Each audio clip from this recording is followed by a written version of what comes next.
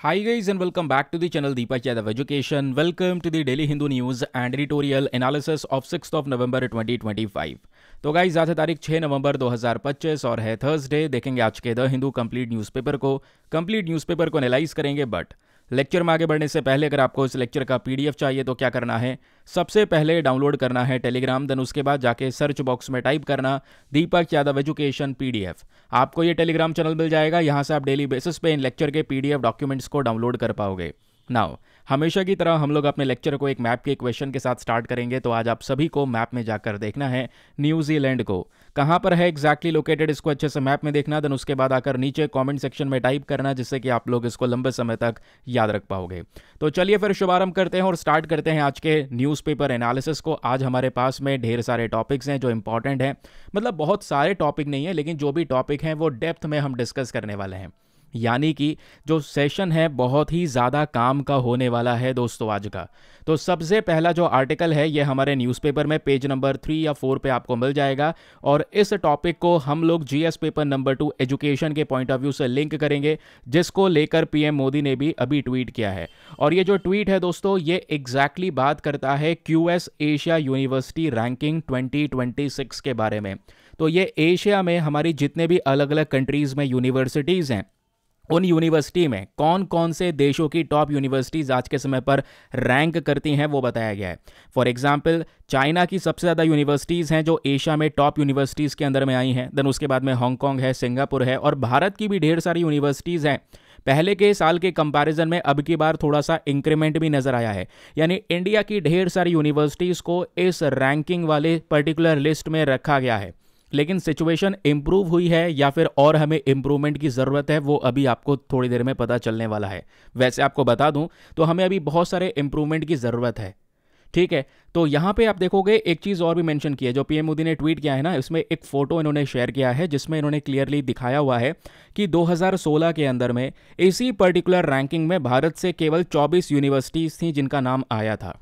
लेकिन अभी 2026 वाली जो ये लेटेस्ट रैंकिंग है, इस बार इंडिया की 294 यूनिवर्सिटीज़ हैं जो ये नाम अपना इस लिस्ट में दर्ज करवा चुकी हैं। और इंडिया ने बहुत सारे सेक्शंस में डोमिनेट करा है। वो कौन कौन से सेक्शंस हैं वो भी आपको बताऊंगा। लेकिन क्योंकि हम लोग क्यूएस एशिया यूनिवर्सिटी रैंकिंग की बात कर रहे हैं तो इस रैंकिंग के टॉप 5 यूनिवर्सिटीज़ के बारे में आपको पता होना ही चाहिए, क्योंकि वनडे एग्जामिनेशंस में डायरेक्टली ऐसी चीज़ें पूछी जाती हैं। जब मैं बात करता हूं टॉप यूनिवर्सिटीज़ की, तो इस बार जो क्यूएस एशिया रैंकिंग 2026 में टॉप 10 यूनिवर्सिटी है उसमें से सबसे पहली यूनिवर्सिटी का नाम है यूनिवर्सिटी ऑफ हांगकांग, हांगकांग की यूनिवर्सिटी है। फिर है पेकिंग यूनिवर्सिटी जो चाइना की है। देन उसके बाद में आप देख पाओगे नॉनयोंग टेक्नोलॉजिकल यूनिवर्सिटी जो सिंगापुर की है। ये हांगकांग, चाइना, सिंगापुर इन्होंने डोमिनेशन बना रखा है, यानी इस रैंकिंग के अंदर टॉप 10 यूनिवर्सिटीज़ में जो इतनी भी यूनिवर्सिटीज़ हैं वो इन 3 देशों से ही आती हैं। जैसा आप देखोगे अगेन 4th वाली फिर सिंगापुर से है, 5th वाली फिर चाइना से है, 6th वाली फिर सिंगापुर से है, 5th वाली हांगकांग से है, 7th वाली भी हांगकांग से है, 8th वाली भी हांगकांग से है, देन 9th वाली चाइना से, देन 10th वाली हांगकांग से। देखो डोमिनेशन है इन तीनों देशों का। इन तीनों ने मिलकर यहाँ पे सबसे ज़्यादा बेटर तरीके से अपनी यूनिवर्सिटीज़ में एजुकेशन को इम्प्रूव किया है, क्योंकि ऑब्वियसली जो यूनिवर्सिटी में एजुकेशन इम्प्रूव होगा, जो बेटर परफॉर्म करेगी, उसी का नाम इस रैंकिंग में रखा जाएगा, है ना। क्लियर हो गया इतना कि QS world university Asia ranking क्या है। देखो एक तो होता है वर्ल्ड यूनिवर्सिटी रैंकिंग, जहाँ पे दुनिया की तमाम यूनिवर्सिटीज़ में से रैंकिंग को डिसाइड किया जाता है। ये वाली रैंकिंग आप कह सकते हैं अलग से एशिया को डिफाइन करती है। एशिया की जो यूनिवर्सिटीज़ हैं उनको यहाँ पे दाखिल किया गया है, ठीक है। तो लास्ट ईयर के कंपैरिजन में अगर आप लोग देखोगे तो भारत ने 132 नई यूनिवर्सिटीज़ को इस बार ऐड किया है रैंकिंग में, जो हमारे लिए भी अच्छी बात है। लेकिन चाइना यहाँ पर भी इंडिया से आगे निकल चुका है, ओवरटेक कर चुका है। चाइना ने, अगर हमने 132 यूनिवर्सिटीज़ को ऐड किया है तो चाइना की 259 इंस्टीट्यूशंस ऐसे हैं जो अभी इस यूनिवर्सिटी में इस रैंकिंग में ऐड हुए हैं। तो ये जो 2026 की रैंकिंग रेडी हुई है क्यूएस वर्ल्ड यूनिवर्सिटी रैंकिंग, जो एशिया को लेकर डिफाइन करती है, इसमें भारत की टोटल 294 यूनिवर्सिटीज़ हैं जिनका नाम आया है। जिसमें से कहां पर टॉप 100 में भारत की कौन कौन सी यूनिवर्सिटीज़ हैं, जस्ट अभी हम इसको भी डिस्कस करने वाले हैं। लेकिन अगर हम इंडिया को चाइना से कंपेयर करें, क्योंकि कंपेयर करने वाली चीज़ को कंपेयर किया जाएगा ना, तो चाइना यहाँ पर बहुत आगे है, ठीक है। चाइना की 394 के आसपास। अगर इंडिया की 294 टोटल यूनिवर्सिटीज़ हैं जो इस बार इस रैंक वाली लिस्ट में आई हैं, तो चाइना की दोस्तों 394 यूनिवर्सिटीज़ हैं जो इस लिस्ट में शामिल हुई हैं। तो अब हमें ढेर सारे इंप्रूवमेंट करने की ज़रूरत है अगर हम लोग एक कंपटीशन के आधार पे चाइना को लेते हैं उसके हिसाब से देखें तो। ठीक है, अब देखो, ये तो मैंने आपको न्यूज़पेपर का आर्टिकल समझाया, ये आपको न्यूज़ पता चल गया कि हाँ भाई न्यूज़पेपर में ये छपा हुआ है। लेकिन एग्जाम में प्रीलिम्स में ना डायरेक्ट क्वेश्चन आएगा आपके स्टैटिक पोर्शन से, और वो स्टैटिक पोर्शन रेडी कर लेना regarding QS world university ranking. आप परेशान मत हो, क्योंकि न्यूज़पेपर के साथ साथ आपको बने बनाए नोट्स यहाँ पर दिए जाते हैं, सब कुछ तैयार हुआ हुआ, बस खाली लेक्चर सुनना है। नोट्स वगैरह सब मिलेंगे, लेकिन कहाँ पे मिलेंगे वो आपको इस आर्टिकल के बाद पता चलेगा कि ये शानदार सा पीडीएफ आप कहाँ से ले सकते हैं। समझ गए? तो सुनो, पहले कॉन्टेक्स्ट क्या है। कॉन्टेक्स्ट यह है कि भाई अभी QS world university ranking Asia 2026 हो चुकी है रिलीज़। पहला क्वेश्चन जो एग्जाम में पूछा जाएगा कि भाई इसको कौन रिलीज़ करता है, तो इंडेक्स कौन रिलीज़ करता है, ऐसे ढेर सारे क्वेश्चंस पूछे जाते हैं। इसको रिलीज़ करने वाली बॉडी है क्यूएस, यानी क्वैकवेरली साइमंड्स। ये यूके बेस्ड यहाँ पर एजुकेशन एनालिस्ट हैं, इनकी साइड से ही जो दुनिया की यूनिवर्सिटी की रैंकिंग्स आती हैं वो भी है। एशिया वाली रैंकिंग को भी यहाँ पर यही क्यूएस की साइड से लाया जाता है। ठीक है, अब सवाल यह है कि सर किस आधार पे, वो कौन कौन से पैरामीटर्स हैं जिसके आधार पे हम यूनिवर्सिटीज़ को इन रैंकिंग के लिस्ट में रखते हैं, यानी what exactly is QS world university ranking Asia, ये है क्या। तो दोस्तों ये साल की रैंकिंग है। हर साल हमारे एशिया वाले हिस्से में कौन कौन से देश की टॉप यूनिवर्सिटीज़ हैं उनके नाम इस लिस्ट में शामिल किए जाते हैं। लेकिन किस आधार पे, कौन से पैरामीटर्स के बेसिस पे नाम रखे जाते हैं। पहला चीज़, उन यूनिवर्सिटीज़ की एकेडमिक रेपुटेशन कैसी है, उनका एकेडमिक स्ट्रक्चर कैसा है वो देखा जाता है। 30% इस रैंकिंग में यही देखा जाता है कि यूनिवर्सिटी में एकेडमिक रेपुटेशन क्या है, किस लेवल पर है। जिसका सबसे ज़्यादा अच्छा वो रैंकिंग में सबसे ऊपर। फिर एम्प्लॉयर रेपुटेशन क्या है, उसमें फैकल्टी स्टूडेंट रेशियो क्या है, यानी बच्चों के हिसाब से टीचर्स का रेशियो क्या है। ऐसा नहीं हो कि बच्चे बहुत सारे हैं, टीचर्स बहुत कम है उन बच्चों को हैंडल करने के लिए, ऐसा भी नहीं हो। तो ये सब चीज़ें देखी जाती है। इंटरनेशनल रिसर्च नेटवर्क क्या है, इंटरनेशनल लेवल पर कोलैबोरेशंस कितने हो रहे हैं। पेपर्स पर फैकल्टी क्या है, पेपर्स पर फैकल्टी का समझ रहे हैं, यानी कि उस यूनिवर्सिटी के अंदर में जो टीचर्स हैं, जो फैकल्टी हैं, वो हर साल कितने पेपर्स पब्लिश कर रहे हैं, रिसर्च पेपर्स कितने पब्लिश किए जा रहे हैं। तो जितना ज़्यादा बेटर तरीके से ये सारे के सारे पैरामीटर्स वर्क करेंगे, जिस भी यूनिवर्सिटी में ये सारी चीज़ें अच्छी होंगी, ऑब्वियसली उसकी रैंकिंग हायर होगी, क्योंकि ये सारी की सारी चीज़ें दर्शाता है हायर क्वालिटी ऑफ एजुकेशन को, कि ये सब कुछ होगा मतलब वहाँ की एजुकेशन बहुत अच्छी है, रिसर्च एनालिसिस बहुत अच्छा है वहाँ का, और दुनिया में अलग अलग इंस्टीट्यूशंस को ऑब्वियसली वो इंस्टीट्यूशंस कंपटीशन देंगे जहाँ पर ये सब कुछ बेटर है। तो 2026 के एडिशन के हाइलाइट्स को अगर हम लोग देखते हैं तो टोटल यूनिवर्सिटीज़ की रैंकिंग आप समझ गए हैं। इसमें टोटल यूनिवर्सिटीज़ जो रखी गई हैं एशिया से वो हैं लगभग 1526 universities from across the Asia, उनको रैंकिंग दिया गया है। समझ गए? इनमें से इस साल 557 नई यूनिवर्सिटीज़ शामिल हुई हैं इस पूरे रैंकिंग में। तो इन 1526 यूनिवर्सिटीज़ में से इंडिया की कितनी यूनिवर्सिटीज़ हैं, इंडिया का क्या परफॉर्मेंस रहा है। भारत की टोटल 294 इंस्टीट्यूशंस, ये 294 संस्थान हैं जो इस लिस्ट में अपना नाम शामिल करवा चुके हैं, जबकि चाइना ने यहाँ पर इंडिया को ओवरटेक कर दिया है और चाइना सबसे ज़्यादा यूनिवर्सिटीज़ को रिप्रेजेंट करने वाला देश बन चुका है इस लिस्ट के अंदर। अच्छा, तो चाइना का परफॉर्मेंस क्या है ये तो अभी हमने देख ही लिया था कि इंडिया की टोटल 294 इंस्टीट्यूशंस हैं जिन्होंने अपना नाम इसमें दाखिल करवाया है, जबकि चाइना की बात करेंगे तो चाइना की 394 यूनिवर्सिटीज़ हैं जो इस लिस्ट में आई हैं। मतलब चाइना सबसे ज़्यादा यूनिवर्सिटीज़ को लेकर इस रैंक में, इस पर्टिकुलर लिस्ट में टॉप रैंक पर पहुंचा हुआ है। ठीक है, तो नंबर ऑफ रिप्रेजेंटेशंस बहुत ज़्यादा इंप्रूव हुए हैं। अब एक बात और आती है, ये तो हमने टोटल यूनिवर्सिटीज़ की बात करें कि भारत की कितनी है और चाइना की कितनी है इस रैंक में।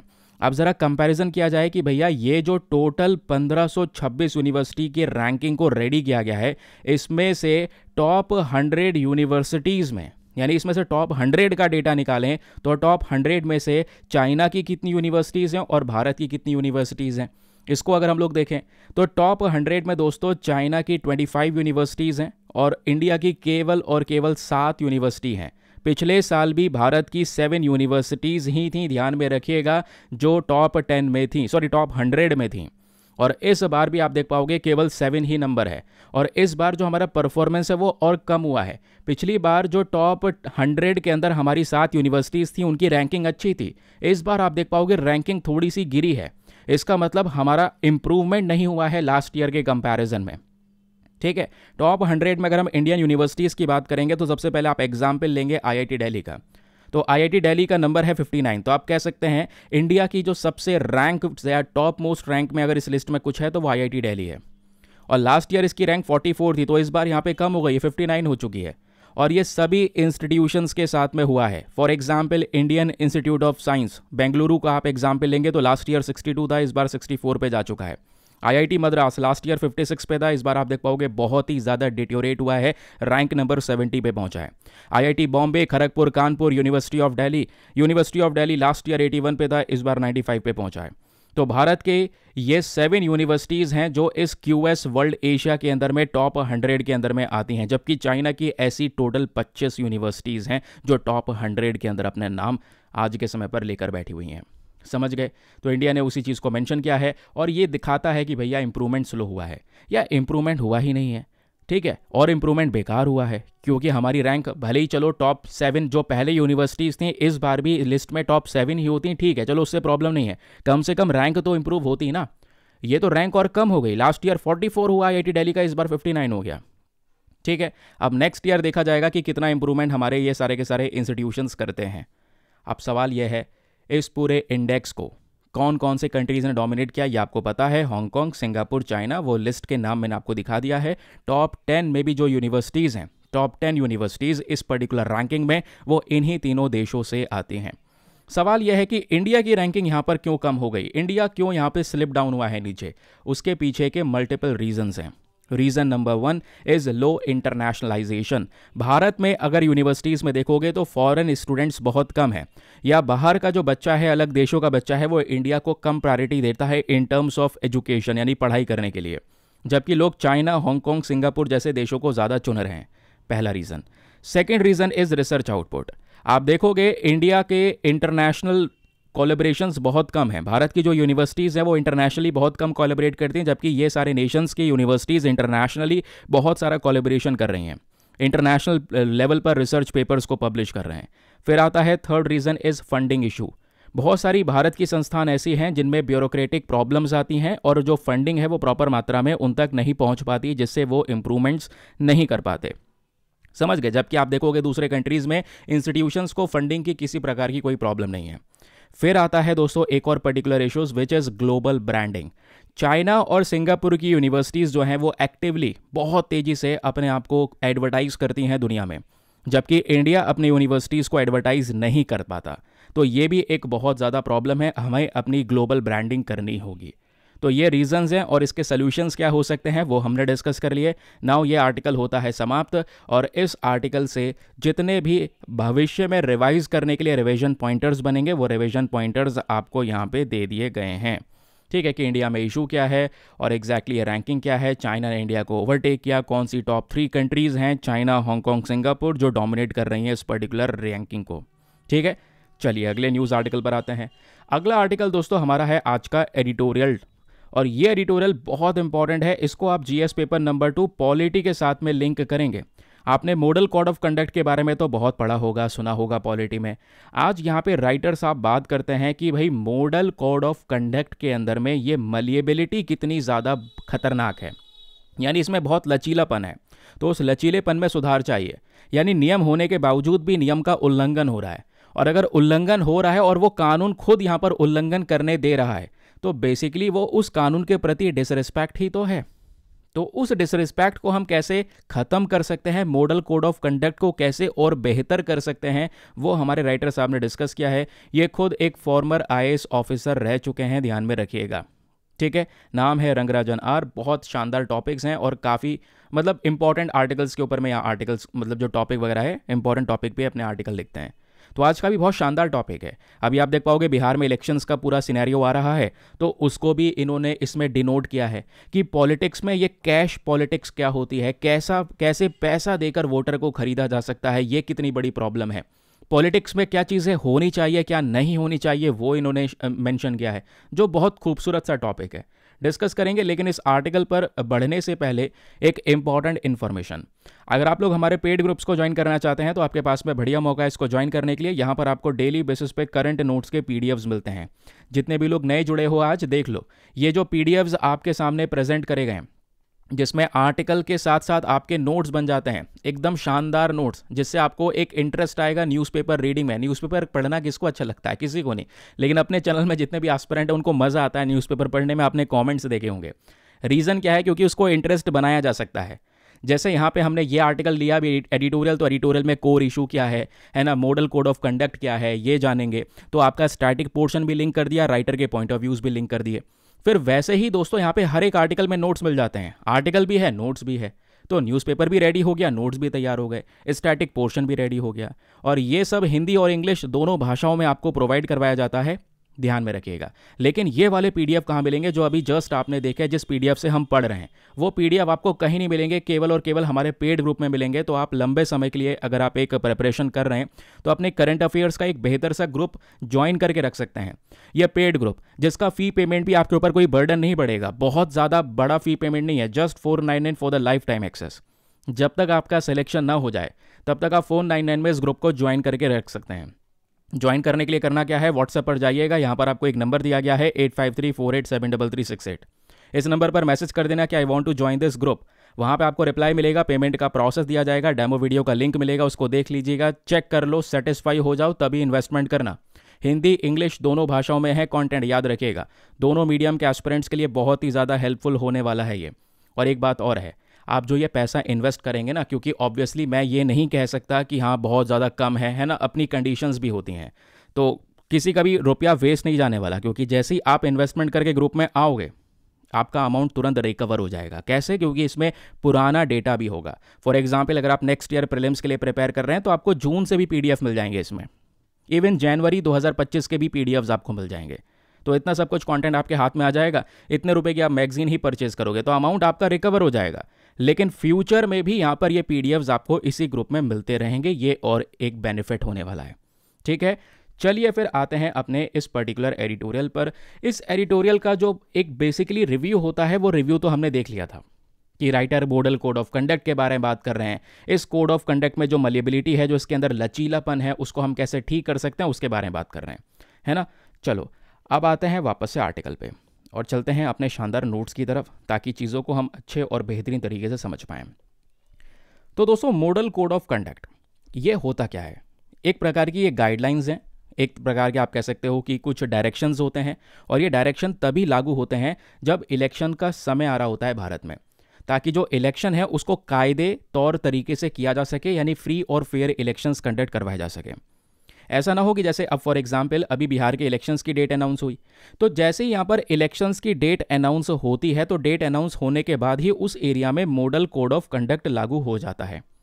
तो मॉडल कोड ऑफ कंडक्ट लागू होने का मेन पर्पज़ यह है कि भैया अब डेट अनाउंस हो चुकी है, अब कोई भी पॉलिटिकल पार्टी वहाँ पर छेड़ाछाड़ी ना करे, अब कोई भी पॉलिटिकल पार्टी वहाँ पे जाके वोटर को इन्फ्लुएंस करने की कोशिश ना करे।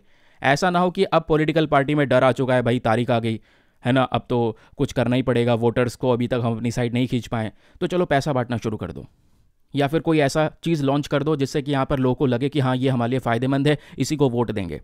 समझ रहे हैं? तो एंड टाइम जो एक पॉलिटिक्स होती है उसको यहाँ पर खेला जाता है।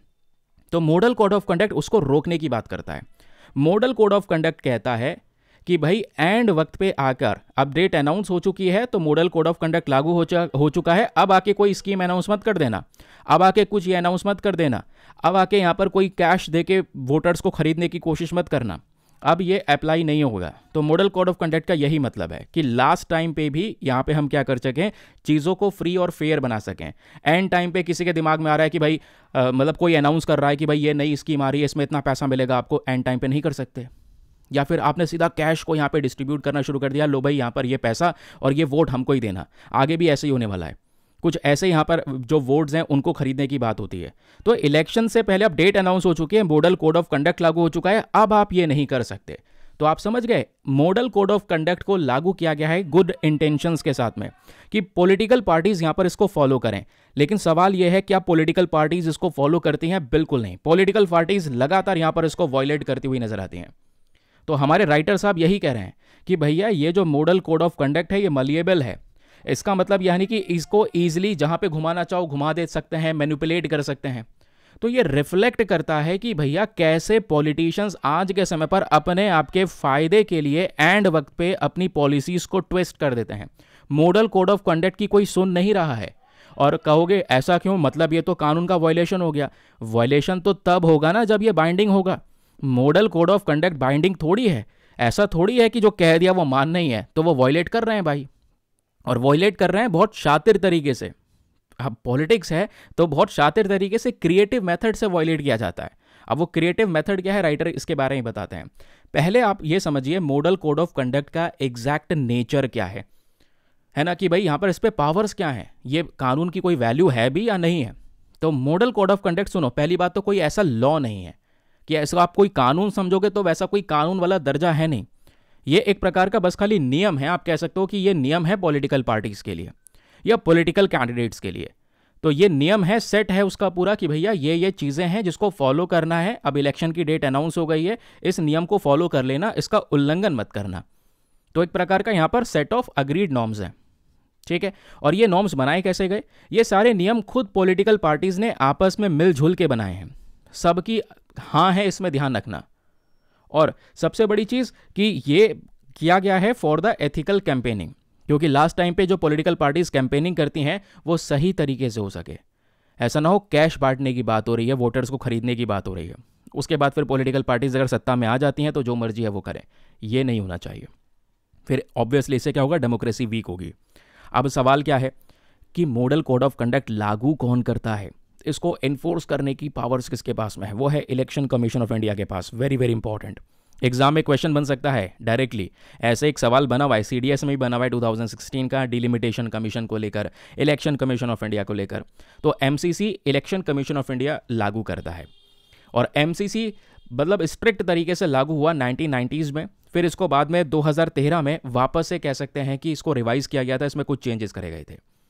अब क्वेश्चन है ड्यूरेशन का कि कब इसको अप्लाई किया जाता है। तो एमसीसी तब आता है जब इलेक्शन की डेट शेड्यूल कर दी जाती है, अनाउंस कर दी जाती है। भाई इलेक्शन कमीशन ऑफ इंडिया ने बता दिया कि अब डेट, अब जैसे मतलब एग्जाम पे ले लेते हैं कि बिहार के इलेक्शन हो गए, ठीक है, अब डेट मान लो ईसीआई ने अनाउंस कर दी 6 नवंबर किससे अब यहाँ पर इलेक्शन शुरू है, तो डेट आ गई। तो भैया अब एमसीसी लागू हो चुका है, डेट अनाउंस हो चुकी है। अब ये ना हो कि अब भी यहाँ पर लोग कोशिश करें कि पॉलिटिक्स में थोड़ा बदलाव करें, अपने फ़ायदे के लिए पॉलिटिकल पार्टीज कुछ करें, ऐसा नहीं होना चाहिए। समझ गए। और ये कब तक लागू रहता है, till the declaration of result, जब तक रिजल्ट ना आ जाए तब तक एमसीसी लागू रहेगा। अब इसका मेन ऑब्जेक्टिव क्या है, मेन ऑब्जेक्टिव है ensure free and fair level playing field for all candidates. Simple है भाई, इलेक्शन को साफ सुथरा रखना। इसमें जो गवर्नमेंट मशीनरीज है, कई बार रूलिंग पार्टीज भी आकर स्कीम अनाउंस कर देती हैं, तो ये दुरुपयोग ही तो है अपनी पावर का कि भाई अब आपने स्कीम क्यों अनाउंस किया एंड वक्त पे। स्कीम अनाउंस करने का मतलब यह है कि आप कह रहे हैं कि महिलाओं को वहाँ पर कैश दिया जाएगा, ठीक है, ताकि वो थोड़ा बिजनेस स्टार्ट कर सकें। तो लास्ट टाइम पे ये काम करना obviously model code of conduct का तो वायलेशन हो रहा है ना। अब लास्ट टाइम पे कोई आपने स्कीम अनाउंस कर दी है, इसका मतलब आप उन वोटर्स को अपनी साइड खींचने की कोशिश कर रहे हैं। अब उस क्वेश्चन ये भी है कि इस मॉडल कोड ऑफ कंडक्ट में क्या क्या प्रावधान दिए गए हैं, प्रोविजंस कौन कौन से हैं। तो पहले तो आपका जनरल कंडक्ट है, और दूसरा यहाँ पर जो पार्टी पावर में होती है, रूलिंग पार्टी है, उसके लिए भी नियम है। जनरल कंडक्ट में जब ये बात होती है तो भाई मॉडल कोड ऑफ कंडक्ट लागू होने के बाद में ऐसा ना हो कि आप पॉलिटिक्स खेलें, वो भी कौन सी वाली, कास्ट वाली, जाति के आधार पे यहाँ पर आप कोई पर्सनल अटैक कर रहे हैं, या किसी कास्ट बेस्ड पॉलिटिक्स को कह सकते हैं प्रमोट कर रहे हैं, कम्युनिटी के आधार पे पॉलिटिक्स खेली जा रही है, रिलीजन के आधार पे पॉलिटिक्स को देखा जा रहा है। ये नहीं होना चाहिए। और अपने यहाँ तो यही होता है, कास्ट के आधार पे, रिलीजन के आधार पे, कम्युनिटी के आधार पे ये चलता है। तो ये पर्सनल अटैक्स नहीं होने चाहिए, ठीक है, स्पेशली किसी कास्ट को लेकर, किसी कम्युनिटी को लेकर, किसी रिलीजन को लेकर। तो यहाँ पर यही है कि भैया एक डेकोरम को मेंटेन किया जाए, कुछ ऐसे भद्दे स्पीच ना दो किसी दूसरी कास्ट को लेकर, कम्युनिटी को लेकर, रिलीजन को लेकर। ये कोई ऐसे स्पीचेस वगैरह नहीं होने चाहिए जो एक दूसरे के प्रति नफरत पैदा करें, खासकर फिर वो हेट्रेड वाली पॉलिटिक्स हो जाएगी। एग्जैक्टली यहाँ पर जो चीज़ें चलती हैं करंट समय पर, तो ये जनरल कंडक्ट है, ये एमसीसी के प्रावधान है। लेकिन फिर दूसरी तरफ जब बात आती है for the party in power, जो रूलिंग पार्टी है उसके लिए भी यहाँ पे कुछ प्रोविजंस हैं। जैसे भाई मान लो कोई पार्टी सत्ता में है, तो उसके पास तो पावर है कि वो अपने जनता के लिए कोई भी प्रोजेक्ट वगैरह अनाउंस करेगी। लेकिन एंड वक्त पे ऐसा ना हो कि अभी तक उन्हें ध्यान नहीं था कोई प्रोजेक्ट अनाउंस करने का, इतने साल से सत्ता में बैठे हुए थे। अब इलेक्शन आ गए तो बिल्कुल लास्ट टाइम पे इलेक्शन की डेट भी अनाउंस हो गई है, तो अब आकर आप यहाँ पर अनाउंस कर रहे हैं कि भाई ये आपके लिए प्रोजेक्ट लेकर आए हैं, हम यहाँ पर रोड्स बनाई जाएंगी, ये स्कीम है आपके लिए। तो ये तो क्लियरली दिखा रहा है ना कि वोटर्स को इन्फ्लुएंस करने की कोशिश की जा रही है। आप अपने इसी वर्ग को लास्ट वक्त की जगह पहले से ही कर लेते, शुरू से ही यहाँ पर ये लागू कर देते, आप ही सत्ता में बैठे थे, तो शायद यहां पर वोटर्स खुद अपने आप से इन्फ्लुएंस होते और उस स्कीम के फायदे दिख भी चुके होते कि वो स्कीम क्या थी। अभी तो स्कीम अनाउंस हुई है, आगे फेलियर होगी सक्सेस होगी कुछ पता ही नहीं है, लागू होगी या नहीं होगी नहीं पता है, समझ रहे हैं। तो ये ऑफिशियल पोजीशन जो होती है, जो करंट समय पर गवर्नमेंट है, ये भी यहां पर वोटर्स को इन्फ्लुएंस करने के लिए ऐसी स्कीम्स अनाउंस करते हैं लास्ट टाइम पे। तो ये भी नहीं होना चाहिए under this model code of conduct. तो सवाल यह है, क्या ये फॉलो किया जाता है? नहीं, इसको लागू मतलब आप कह सकते हो केवल नाम का है, पेपर पर है। सबसे बड़ा एग्जाम्पल राइटर साहब देते हैं बिहार के इलेक्शंस का। भैया बिहार के इलेक्शंस में जो MMRY स्कीम है, इसका मतलब है मुख्यमंत्री महिला रोजगार योजना, ये भी तो आखिरी वक्त पे अनाउंस की गई। मुख्यमंत्री महिला रोजगार योजना अगस्त 2025 में लॉन्च की गई स्कीम है। इस स्कीम में यह बोला गया कि महिलाओं को अपने रोजगार के लिए 10,000 रुपये कैश ग्रांट किया जाएगा। यानी महिला कोई रोजगार शुरू करना चाहती हैं तो कैश भी देखो बहुत मिनिमम है कि उनको 10,000 रुपये दिया जाएगा कि 10,000 रुपये लो और अपना बिजनेस शुरू कर सकते हो आप। और ये जो पैसा है, कहोगे सर ये तो बहुत पहले अनाउंस कर दिया गया था ना, ये स्कीम तो लॉन्च बहुत पहले कर दी गई इससे, लेकिन ये लॉन्च हुई थी अगस्त 2025 में। एग्जैक्टली जो पैसा दिया जाना शुरू किया गया वो 26 सितंबर से किया गया और लगातार हर वीक यहां पर ये पैसा दिया जा रहा है। और अब जो इलेक्शन पीरियड आ चुका है, नवंबर 6, 11, आज नवंबर 6 है, इलेक्शन पीरियड शुरू हो चुका है, आज भी यहां पर ये पैसा दिया जा रहा है। तो एंड वक्त पे यहां पर ये जो कैश है वो दिया गया, समझ रहे हैं। तो ये प्रॉब्लम हो गई, इसी को तो हम कह रहे थे कि ये वायलेशन एक प्रकार का एमसीसी का।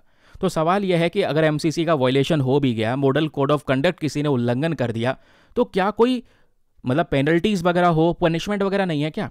तो सुनो, अब पनिशमेंट तो तभी होगी जब आप उसका लीगल स्टेटस समझोगे कि मॉडल कोड ऑफ कंडक्ट को उल्लंघन करने के बाद का परिणाम क्या होता है, इसका लीगल स्टेटस क्या है। देखो एमसीसी केवल वॉलंटरी है, बाइंडिंग नहीं है, गेम खत्म यहीं पे। आप कितने ही नियम लेकर आओ, अगर बाइंडिंग इन नेचर नहीं है तो उस नियम का कोई फायदा नहीं। बाइंडिंग इन नेचर समझ गए कि भाई एमसीसी लॉ नहीं है, वॉलंटरी है, बस खाली नियम अनाउंस कर दिए गए हैं। अब यहां पर ये पार्टीज फॉलो करें ना करें इनकी मर्जी है, बाइंडिंग नहीं है। अगर बाइंडिंग होता तो यहां पर इन सब पॉलिटिकल पार्टीज को, इन पॉलिटिकल कैंडिडेट्स को यह बात माननी ही पड़ती। इलेक्शन कमीशन ऑफ इंडिया केवल एक और मोरल अथॉरिटी वार्निंग दे सकता है और टेम्पररी बेसिस पे थोड़े बहुत बैन लगा सकता है। और ये जो बैन वगैरह लगा सकते हैं, एक्शन ले सकते हैं, वो भी हम कोई सेपरेट कानून के तौर पे ले सकते हैं, मॉडल कोड ऑफ कंडक्ट के आधार पे नहीं ले सकते। एग्जाम्पल क्या है भाई, हमने देखा मॉडल कोड ऑफ कंडक्ट में क्या है कि कोई भी व्यक्ति या कोई भी political party caste, community, religion के आधार पे पॉलिटिक्स ना प्ले करे, ये हमारा मेन पर्पस था। और अगर किसी ने प्ले कर भी दिया तो यहाँ पे जो उस पॉलिटिकल पार्टी को या उस पर्टिकुलर नेता को अगर सज़ा मिलनी है या उस पर पेनल्टी लगनी है तो वो मॉडल कोड ऑफ कंडक्ट के अंदर नहीं लगेगी। क्यों? क्योंकि हमारे पास में उसको लेकर एक दूसरा कानून है, जैसे representation of the people act है 1951 का, यह इंडियन पीनल कोड है जो आज हमारा चेंज हो चुका है। कोई हेट स्पीच के लिए या फिर कोई ब्राइबरी के लिए किसी ने घूसखोरी करी है या किसी ने कोई हेट स्पीच दिया है, किसी दूसरे कास्ट, रिलीजन के आधार में यहाँ पर हेट फैलाने की कोशिश की है, तो उनको अलग अलग नियम के माध्यम से, उसके लिए तो जो सेपरेट कानून है ना उससे डील किया जाएगा। तो समझ रहे हैं, मॉडल कोड ऑफ कंडक्ट में कोई ऐसा सुप्रीम प्रोविजन नहीं है। मॉडल कोड ऑफ कंडक्ट केवल और केवल यहां पर क्या है, वॉलंटरी इन नेचर है, मानो ना मानो, बाइंडिंग नहीं है। बाइंडिंग नहीं है तो इसमें कोई भी किसी के ऊपर, मतलब इसीलिए तो वायलेशन होता है जब बाइंडिंग नहीं है। उनको पता है कि भैया क्या कौन सा दबदबा बना लेंगे, एमसीसी कोई दबदबा बना नहीं पा रहे। तो इशू यही है कि आज भी प्रोजेक्ट अनाउंस होते हैं just before the elections. Election से पहले प्रोजेक्ट अनाउंस होते हैं, स्कीम अनाउंस होती है, एमसीसी वायलेट होता है। लेकिन अब टेक्निकली देखोगे तो ये इलीगल तो नहीं है, क्योंकि उस एरिया में जो पॉलिटिकल पार्टी, क्योंकि अनाउंस स्कीम वही करेगा जो सत्ता में है, तो वो पॉलिटिकल पार्टी तो कहेगी भैया हम यहाँ पे रूल कर रहे हैं तो हम अपने लोगों के लिए स्कीम अनाउंस कर रहे हैं, हमने पहले से ये प्लान किया था। तो आप देखोगे वैसे इलीगल तो नहीं है, लेकिन मॉडल कोड ऑफ कंडक्ट यहाँ पर वायलेट हुआ या नहीं हुआ। फिर ऐसे ही रूलिंग पार्टी बहुत सारे गवर्नमेंट वेलफेयर स्कीम चलाती है, है ना। तो ये पॉलिटिकल टूल एक हथियार की तरह इस्तेमाल किया जाता है अपने वोटर्स को इन्फ्लुएंस करने के लिए। तो ये मॉडल कोड ऑफ कंडक्ट में बहुत सारा वायलेशन तो है, लेकिन ये इलीगल नहीं है अगर हम एक नज़रिए से देखें, क्योंकि पॉलिटिकल पार्टी है, अपने लोगों के लिए काम कर रही है, वो तो ये कह रही है सीधा। लेकिन ये है तो वायलेशन का ही पैटर्न, और ये पैटर्न एक जगह पे नहीं चल रहा है, सब जगह पे चल रहा है, चाहे वो सेंट्रल गवर्नमेंट हो चाहे वो स्टेट गवर्नमेंट हो, सबने ये काम करे हैं। ये बिहार तक सीमित नहीं है, आज अलग अलग स्टेट्स में फ्रीबीज अनाउंस की जाती हैं, ठीक है, आपको खुला ये पैसा मिलना है, वो पैसा मिलना है, उनको कुछ प्रोजेक्ट्स की नींव रख दी जाती है, या एडवर्टीजमेंट किए जाते हैं इलेक्शन से पहले। तो ये वायलेशंस हैं, ये कहीं ना कहीं उल्लंघन हो रहे हैं। लेकिन सवाल ये है, ये जो मॉडल कोड ऑफ कंडक्ट है, क्या इसको हमें लीगली एनफोर्स करना चाहिए? क्योंकि आप देखोगे ना, बहुत सारी कमिटीज़ एंड बहुत सारे सुप्रीम कोर्ट के केसेस हैं, उसमें यहाँ पर ये मेंशन किया है कि भैया रिकमेंडेशन ये दी है, एक स्टैंडिंग कमेटी का जो बैठक हुआ था 2013 में, तो इस कमेटी ने खुद रिकमेंडेशन दिया था। रिकमेंडेशन मतलब इन्होंने सुझाव दिया और ये बोला कि मॉडल कोड ऑफ कंडक्ट को लीगली बाइंडिंग बना दो, लीगल तौर पे बाइंडिंग बना दो, यानी कि इन पॉलिटिकल पार्टीज़ को ये बात माननी होगी हर हाल में। ऐसा नहीं है, क्योंकि अभी मॉडल कोड ऑफ कंडक्ट का नेचर क्या है, ये बाइंडिंग नहीं है। लेकिन जैसे ही स्टैंडिंग कमेटी ने ये बोला कि बाइंडिंग बना दो, लोगों को माननी होगी ये बात, वैसे ही इलेक्शन कमीशन ऑफ इंडिया क्या कहता है, नहीं, बाइंडिंग नहीं बनाना है। इलेक्शन कमीशन ऑफ इंडिया ये कहता है अगर हम बाइंडिंग बना देंगे तो फिर क्या होगा, उसे खुद पता है, इलेक्शन कमीशन ऑफ इंडिया को खुद पता है, अगर हम बाइंडिंग इन नेचर बना देंगे तो इसका उल्लंघन होगा। और बाइंडिंग इन नेचर मतलब भैया अब उस पार्टी के खिलाफ, उस व्यक्ति के खिलाफ एक्शन लिया जा सकता है, यही तो मतलब है, क्योंकि उसने ये नियम तोड़ दिया। अभी जब बाइंडिंग नहीं है तो वह नियम तोड़े, चाहे कुछ भी करे, कोई ऐसा एक्शन हो ही नहीं रहा है, ठीक है। तो तब क्या होगा, जब ये बाइंडिंग हो जाएगा तो भैया इसको मानना ही पड़ेगा, नहीं मानेगा तो एक्शन होगा। तो इलेक्शन कमीशन ये कहता है कि भाई सुनो, हमें इलेक्शन वैसे ही 45 दिन में कंप्लीट करने होते हैं, तो अगर इसको बाइंडिंग बना देंगे तो उल्लंघन तो होगा, इन्हें पता है, और किसी के खिलाफ कोई एक्शन होगा तो वो जाएगा जुडिशरी के पास। जब तक जुडिशरी के अंदर में ये चलता रहेगा मामला, तब तक यहाँ पे इलेक्शन डिले पे डिले होता रहेगा। तो अगर हम लीगल एनफोर्समेंट कर देते हैं, मॉडल कोड ऑफ कंडक्ट को कानूनी तौर पे लेकर आ जाते हैं, तो इससे इलेक्शंस में डिले होना शुरू हो जाएगा, इलेक्शंस में बहुत ज़्यादा टाइम लगना शुरू हो जाएगा। ये बात इलेक्शन कमीशन ऑफ इंडिया कहता है। समझ गए ये बात? अब इतनी बात कहने के बाद में ऑथर कहते हैं कि ये तो मैंने बताया जो चल रहा है। अब ऑथर कहते हैं मेरी बात सुनो, कि ऑथर साहब कहते हैं कि हमें क्या करना चाहिए। ऑथर कहते हैं कि मॉडल कोड ऑफ कंडक्ट में कुछ पार्ट्स ऐसे हैं, ध्यान रखना, कुछ पार्ट्स ऐसे हैं जो हमें हटा देने ही चाहिए। जो पार्ट्स रेगुलर ब्रोक हो रहे हैं, रेगुलर उनको तोड़ा जा रहा है, ऐसे नियम। कौन से वाले नियम? कि एंड वक्त पे नई स्कीम अनाउंस ना करना। मॉडल कोड ऑफ कंडक्ट यही तो कहता है कि भाई एंड वक्त पे कोई भी पॉलिटिकल पार्टी नई स्कीम अनाउंस ना करे। तो ये कह रहे हैं राइटर साहब कि ये वाला पार्ट हटा दो। क्यों? इन प्रोविजंस को हटा देंगे ना तो मॉडल कोड ऑफ कंडक्ट की रिस्पेक्ट बढ़ जाएगी।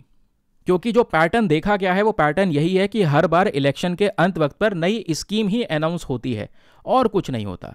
नए प्रोजेक्ट्स अनाउंस होते हैं या नई स्कीम अनाउंस होती है, तो रेगुलर बेसिस पे केवल यही वाला पार्ट का उल्लंघन होता है।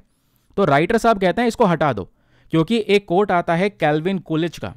कोट यह है कि it is much more important to kill bad laws than to pass good ones. ये बहुत ज़रूरी है कि पुराने और बेकार कानून जो है उसको हटा दिया जाए, रादर देन कि आप कोई अच्छा कानून पास करें।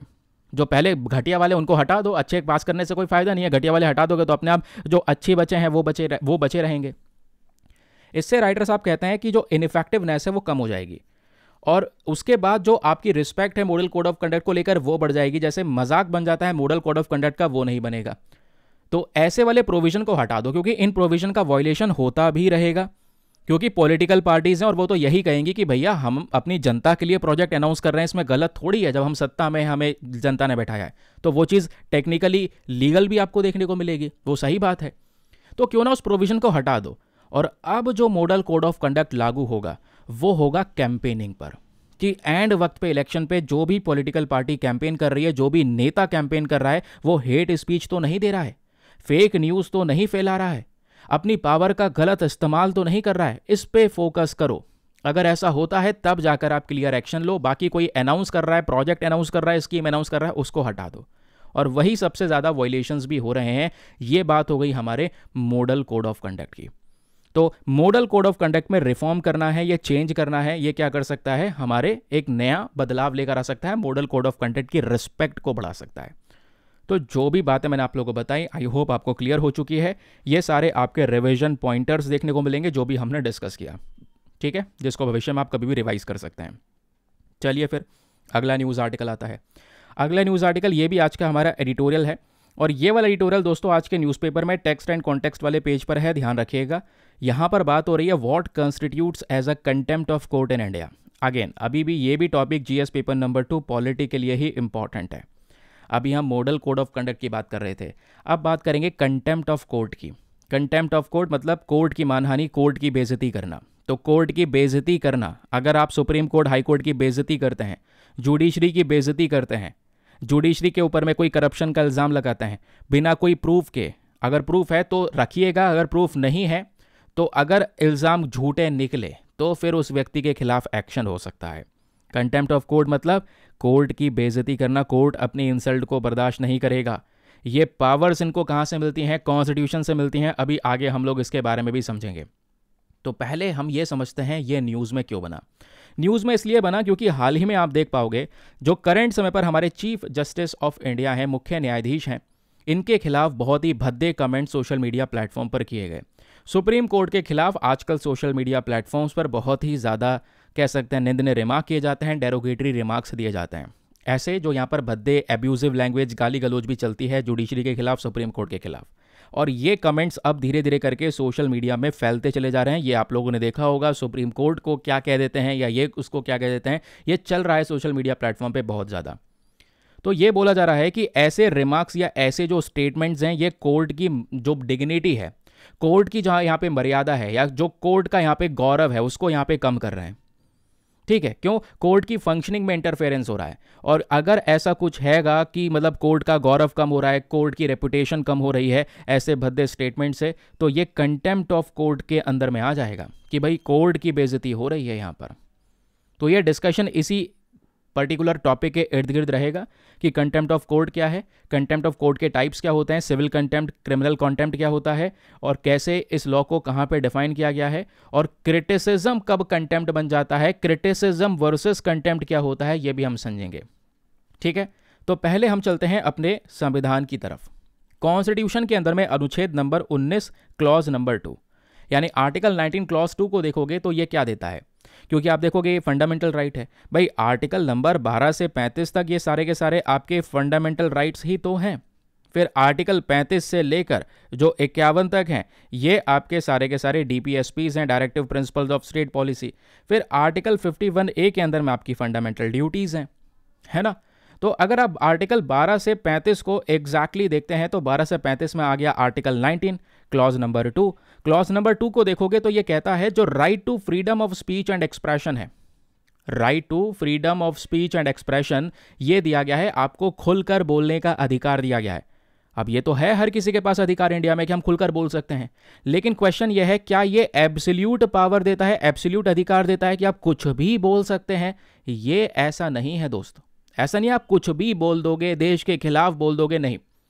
जो ये right to freedom of speech है इसमें आर्टिकल 19 क्लॉज 2 अलाउ करता है रीजनेबल रिस्ट्रिक्शंस को, कि भाई यहाँ पे रोक टोक है कि भाई देश के खिलाफ नहीं बोलोगे, फ्रेंडली नेशंस हमारे उनके साथ संबंध खराब हो जाए ऐसा नहीं बोल सकते, या फिर कुछ ऐसा नहीं बोल सकते जिससे हमारी कोर्ट की बेइज्जती हो रही हो, यानी कंटेम्प्ट ऑफ कोर्ट भी इसी में शामिल है।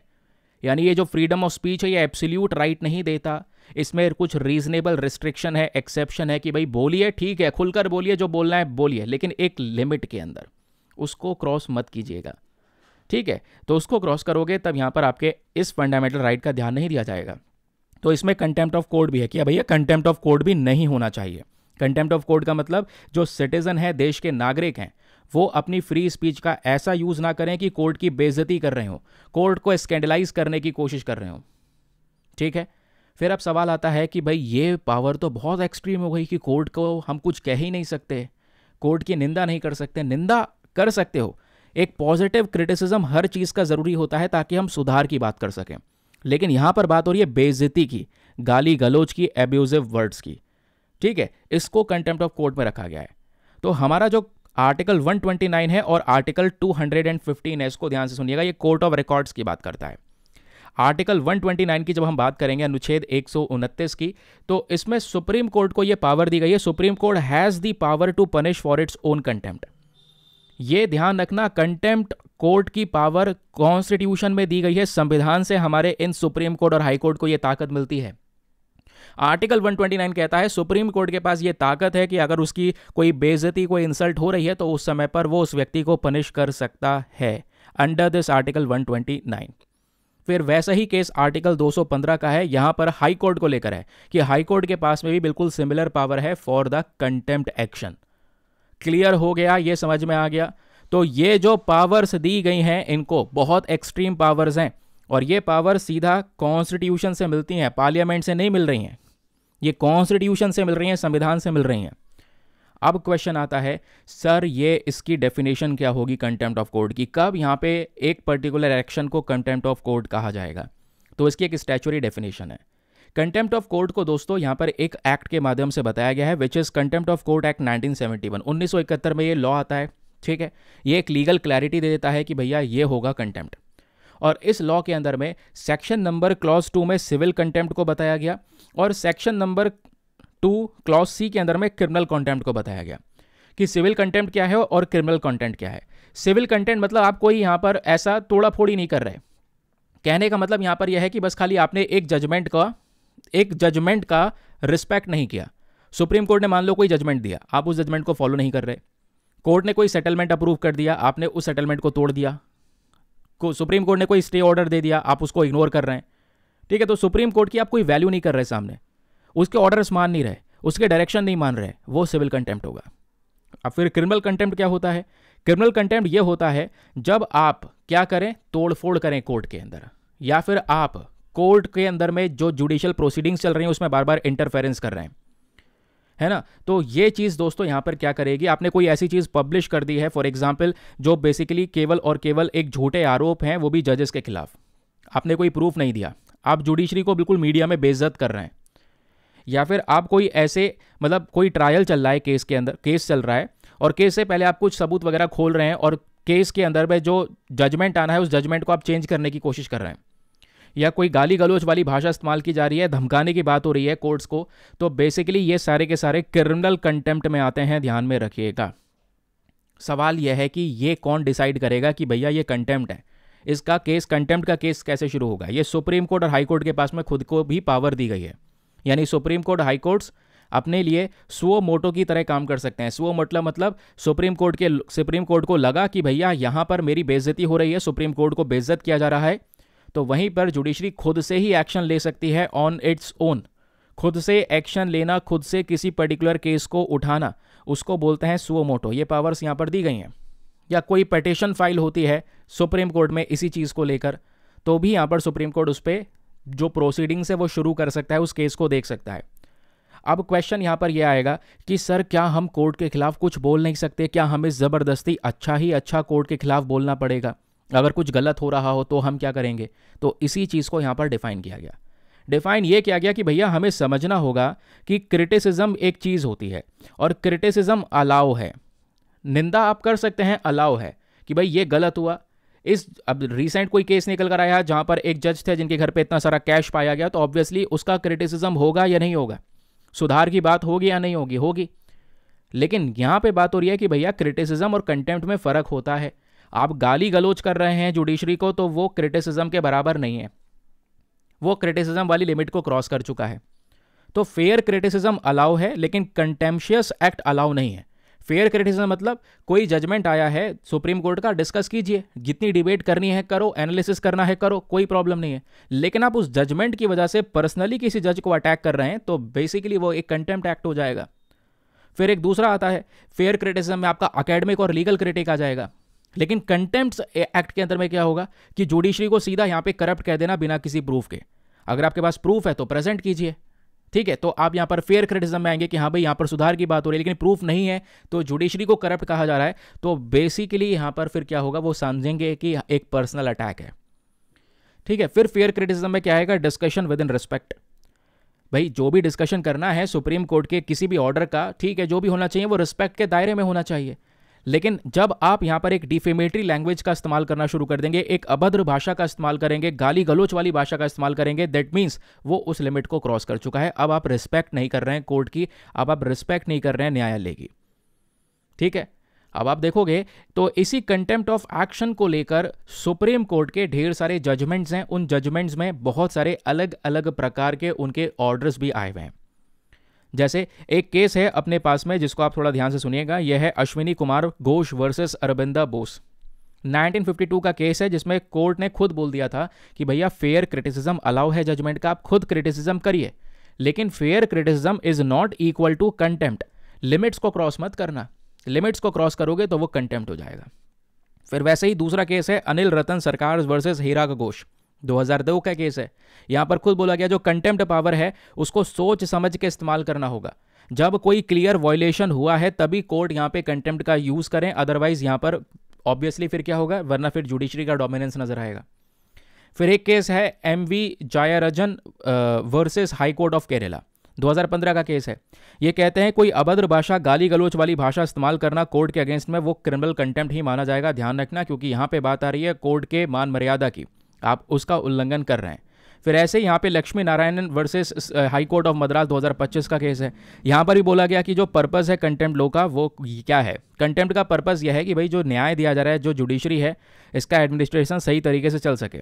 हम जजेस की प्रोटेक्शन के लिए पर्सनली बात नहीं कर रहे हैं, हम बात कर रहे हैं जस्टिस देने वाले न्यायालय की, उसकी यहाँ पर एक रिस्पेक्ट होनी चाहिए, उसकी बात हो रही है। तो क्वेश्चन यह है कि ये जो कंटेम्प्ट पावर्स हैं एग्जिस्ट क्यों करती हैं।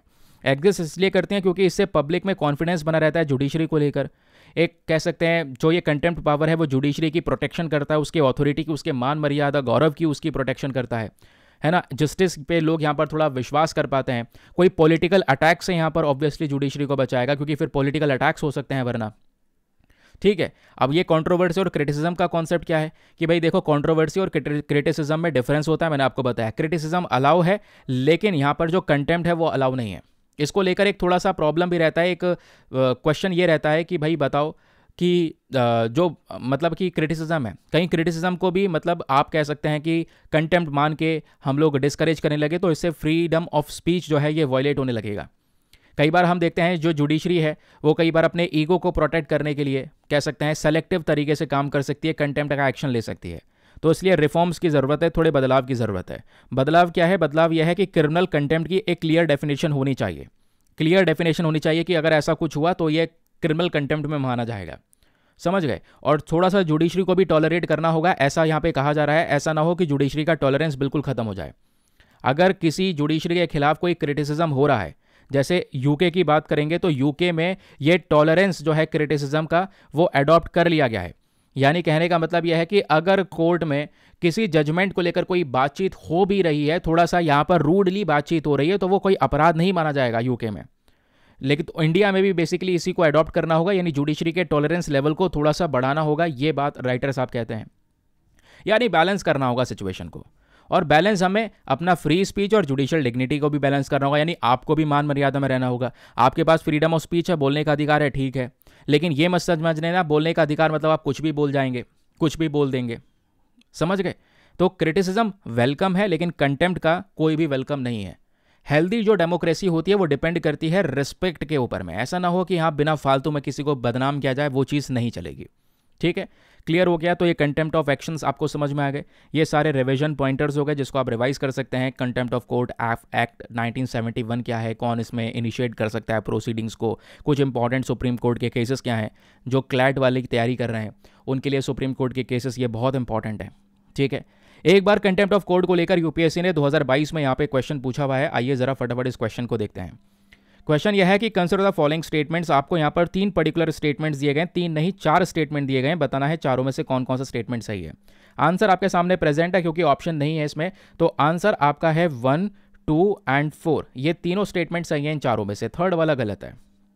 ठीक है, जैसे अगर आप लोग देखोगे तो रियली सॉरी दोस्तों, इसको मैं दोबारा क्वेश्चन को लेकर आऊँगा। ये क्वेश्चन यहाँ पे मुझे गलत लग रहा है, पता नहीं स्टेटमेंट्स करेक्ट पूछा है इनकरेक्ट पूछा है, उसको हम देख लेंगे, है ना। तो अभी रुक जाना है, इस क्वेश्चन को अभी सॉल्व मत करो, मैंने ऐसे ही लगा दिया है, इसमें ऑप्शंस मेरे को नहीं मिले। ठीक है, ऑप्शन लगा के मैं इसको दोबारा से आपके सामने डिस्कस करूँगा। ठीक है, बाकी आप लोग थोड़ा सा एक्सप्लेनेशन दे सकते हैं, आप भी इसको एक बार चेक कर लीजिएगा। मुझे ये नहीं पता स्टेटमेंट करेक्ट पूछ रहा है, इनकरेक्ट पूछ रहा है, क्या पूछ रहा है क्या नहीं पूछ रहा। ठीक है, तो क्वेश्चन थोड़ा सा आधा अधूरा है, इसको एक बार चेक कर लीजिएगा। बाकी हम लोग बाद में डिस्कस करेंगे और सेशन होता है समाप्त। आज के न्यूज़पेपर में इतना ही है, बाकी और ज़्यादा एक्स्ट्रा दिमाग मारने की ज़रूरत नहीं है जगह जगह पर, इतना ही पढ़िएगा क्योंकि यही काम का है। फालतू की चीज़ है, एंटरटेनमेंट वाली न्यूज़ है, पॉलिटिक्स वाली न्यूज़ है। मतलब पॉलिटिक्स वाली ऐसी नहीं है कि हाँ जो इंपॉर्टेंट होगी एग्जाम के लिए, सिलेबस के लिए इंपॉर्टेंट होगी तो पॉलिटिक्स वाली न्यूज़ को डिस्कस किया जाएगा, बिल्कुल। लेकिन अगर वो पॉलिटिक्स वाली कुछ एंटरटेनमेंट है, इसने ये कह दिया उसने ये कह दिया, इसका स्टेटमेंट ये है उसका स्टेटमेंट ये है, तो स्टेटमेंट वाइज ये जो टॉपिक्स होते हैं ये आपके लिए इंपॉर्टेंट नहीं है। इससे अच्छा ये है कि आप एक अच्छे आर्टिकल पे टाइम को इन्वेस्ट करें, थोड़ा डिटेल में पढ़ कर जाएं, सिलेबस का आपका हिस्सा भी हो, एग्जाम में क्वेश्चन बनने के चांसेस भी उसके बढ़ जाएं। तो चलिए मिलते हैं आप लोगों से नेक्स्ट वीडियो में। आज के लिए bye bye, have a nice day, thank you and जय हिंद।